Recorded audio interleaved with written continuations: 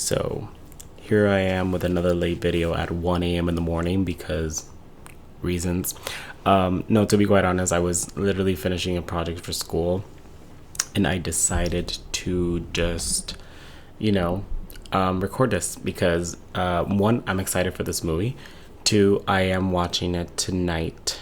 Tonight, it's 1 a.m. Thursday tonight. But I wanted to discuss something prior to watching it and then giving my review. It's more about the movie's overall potential and whether or not it's going to be the big blockbuster movie that everybody expects it to be. So let's dive right into it. Currently, the movie stands at 89% in the Rotten Tomato score, and anybody that knows me or at least is aware of Rotten Tomatoes, I think I take it I'm very skeptical of it because usually when the reviewers and the critics give a great review of a movie, it's because they're in agreement when it comes to its overall message, or the industry wants it to be pushed to a certain extent in order for the movie to do good. And while that is not a bad thing, I don't know to what extent it's actually giving audiences the truth when it comes to the movie, right? And I'll dive right into why I say this in just a bit. But as it stands right now is at 89%, which again, it's a very, very good score. 89% is actually amazing. Right? And even if you see the top critics is still the same, it's still at 89%, which again does well for the movie. I think it actually helps it out, especially when it comes to the potential box office revenue that the movie might have. But then you see Oppenheimer is at 92% as well. And again, we are in the weekend of Barbenheimer, and it's very surprising that that's also 92%, although there was a few critics that I watched that said that the movie was boring. But apparently there was only like two or three of them, because 92% is quite high, especially when it comes to the 89% that Barbie has. Now, what I want to see is like the reviews overall. There's only like one bad review that I've seen, or two. Like for example, this one says the cast is game but the script is lame. That doggerel about sums it up. And then there's another one that says this whole film feels like a first draft of ideas and concepts in desperate need of refinement. But for the most part, I think a lot of people have very positive views of the movies. If I go up to top critics, there's a few of here that I want to read. Like for example, this one says Barbie is absolutely bonkers, and I was 100% on board with wherever it took me. I sat in the theater beaming with a grin. Not even a bright pink bazooka could wipe it off my face. Bright pink bazooka. That's actually very interesting. But the two that I wanted to rail on are these two, because it ties into why I wanted to make this video, especially when it comes to the synopsis, or at least the projections when it comes to the box office. So for example, this one says, what gives me hope was the response of the preview screening audience with whom I saw Barbie, mostly women, mostly young, who laughed with a sense of relief that had a giddy, liberating edge to it. And then there's another one that says, it is a film that says girls who love pink can also be feminist. These two comments, I found them very, very interesting because, well, first of all, this guy says, oh, it's mostly women and mostly young. It's like, in order for a movie to have broad appeal, you shouldn't be championing the fact that there was only women, or mostly women and mostly young women in the theater with you. It should be mostly every group of people, right? That's how you have broad appeal, and that's how a blockbuster ends up making money. And then this whole like girls who love pink can also be feminist, and feminist is the key word for it.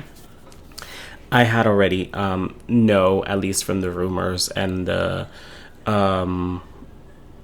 gossip circling around Tinseltown and people that actually follow industry trends or have insiders and whatnot, reviewers or whatnot, or leaks.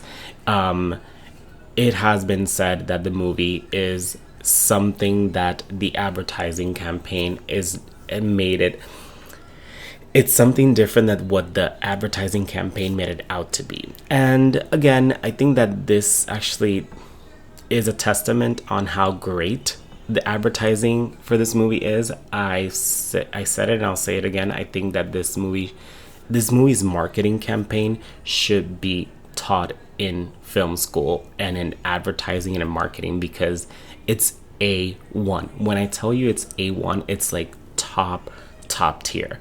It's so top tier that I think Oppenheimer actually took and rode the wave of Barbie in order to make Barbenheimer a thing, and actually coattail this whole advertising scheme for both of the movies. I think that it essentially, Oppenheimer did benefit from the overall hype of the Barbie movie and the Barbie campaign as a whole.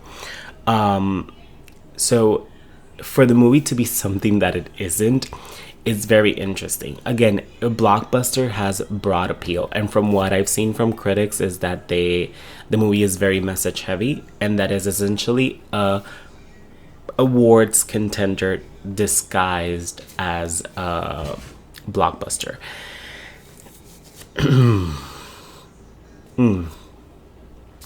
I don't know. I for one don't mind that.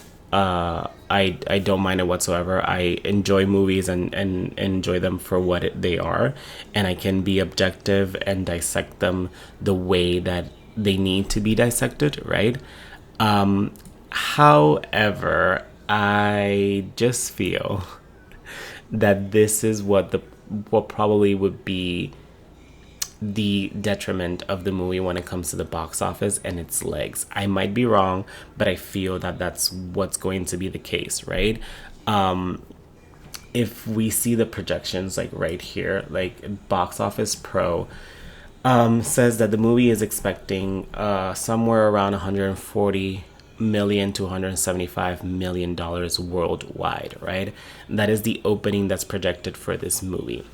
Again, that is not a bad opening, especially when you consider the marketing and like the spend of this movie. The budget is not that high, although I thought that it was $100 million because that's what the information that was given initially was, but apparently it's actually $145 million.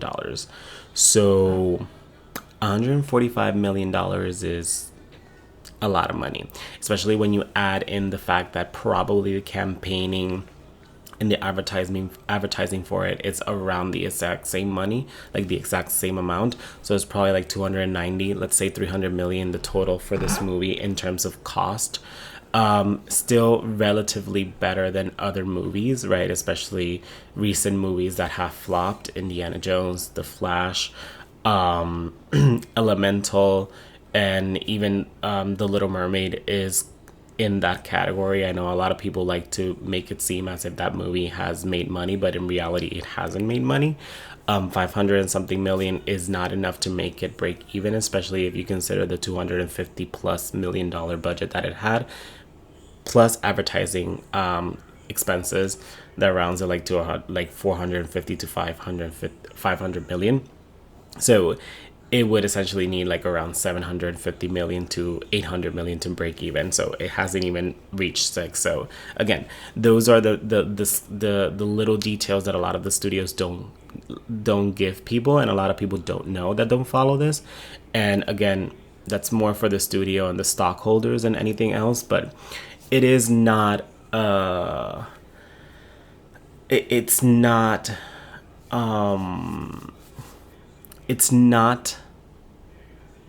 it's not a very big budget and cost spent for this movie. So that's actually going to be probably the saving grace. But even Box Office Pro, like if you go down here, it says reviews are pointing to Barbie's appeal as a satirical comedy, which is likely to narrow its target audience to young adults and older moviegoers, rather than kid and parent-friendly demographics that drove the Super Mario movie.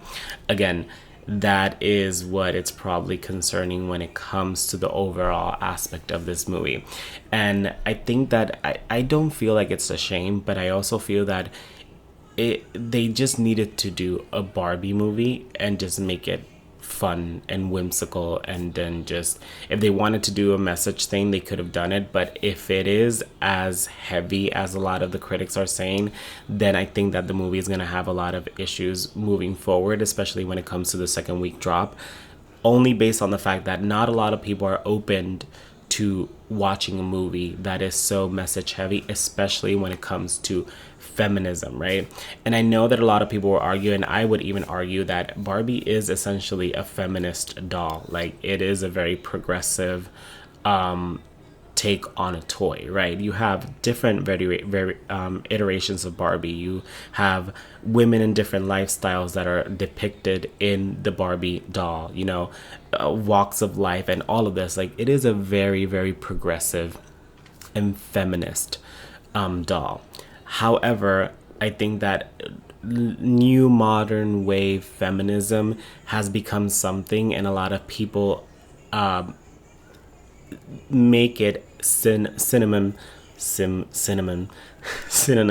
Oh God, I'm having trouble with words again. It's 1:20 a.m.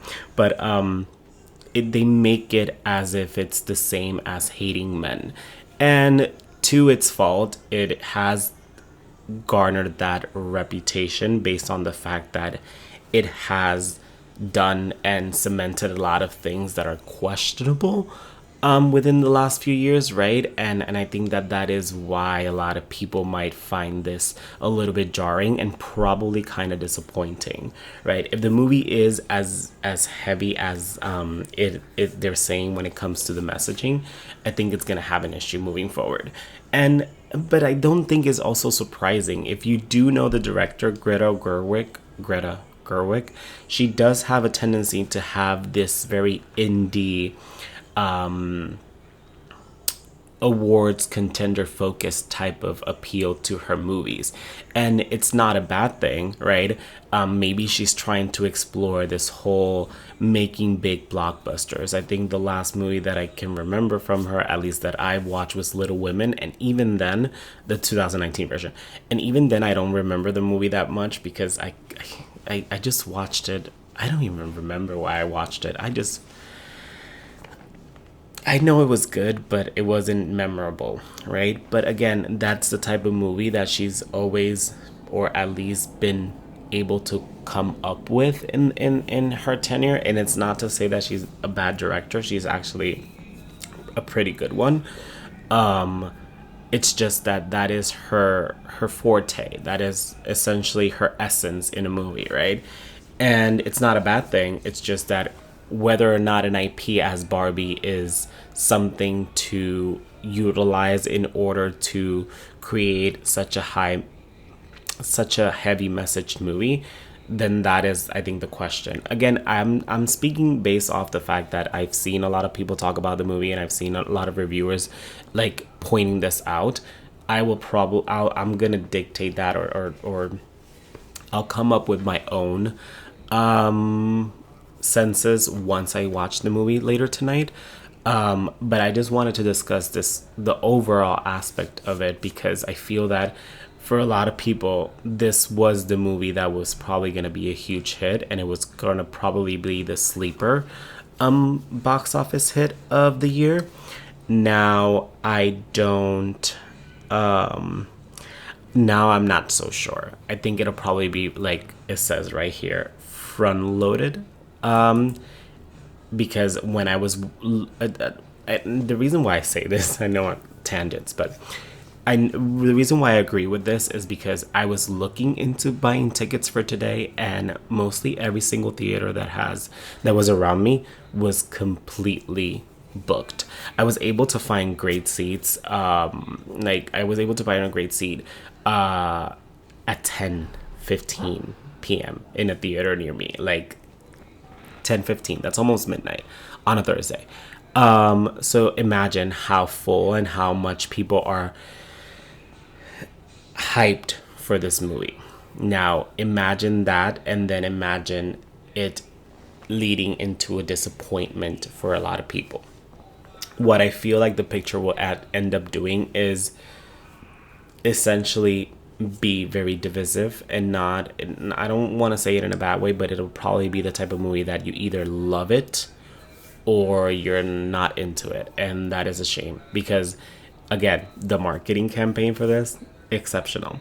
Exceptional. Because imagine being able to hide the fact that your movie is so message heavy for the duration of the advertising campaign for this. That is, again, genius. I'll keep saying it and I'll say it and I'll say it. This is how you market a movie because this is the way that you get people into seats. Essentially, I think Oppenheimer also did it to a certain extent, right? Everybody knows it's about the nuclear bomb, but I think that it hasn't given that much away that once you go watch it, it's actually pleasantly surprising for you. So we shall see. I think that this is it is a good sign that is very good.